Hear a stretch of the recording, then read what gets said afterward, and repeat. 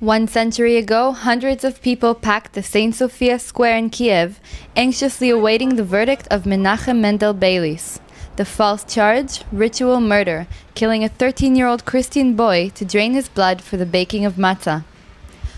Visiting Kiev for the first time, 60-year-old Jay Beilis from New Jersey was the star guest of the International Conference on Anti-Semitism, which marked the 100th anniversary of his grandfather's trial. When I starting was a small kid, maybe about 10 years old or so, whenever people would meet my father, they would be very humbled in his presence, saying that they left all these different countries, Poland, Romania, Lithuania, and to say that they left all those countries after the trial and saving them from places like the Shoah, and here we are in the Ukraine to save them from places like Babi Yar. And that's what's most important to me, being the grandson of Mendel Beilis. The two-day conference was hosted by Jewish-Ukrainian Member of Parliament Alexander Feldman, together with the Organization for Security and Cooperation in Europe. To my great regret, we are witnessing the hate, the anti-Semitism. It still remains in our life. It still remains in the world, and even in the most glorifying nation like United States, it still lives anti-Semitism as well.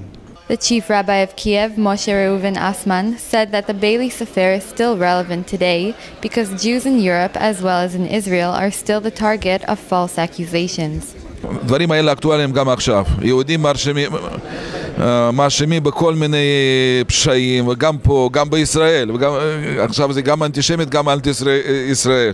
זה גם כן סוג אנטישמי. ואנחנו צריכים להודיע לציבור אמת.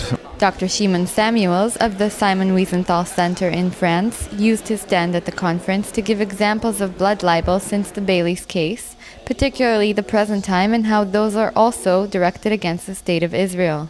The State of Israel is the target of such blood libels. For example, the IDF medical team, the field hospital in Haiti after the earthquake, being accused by a Swedish newspaper of harvesting the body organs of Haitians.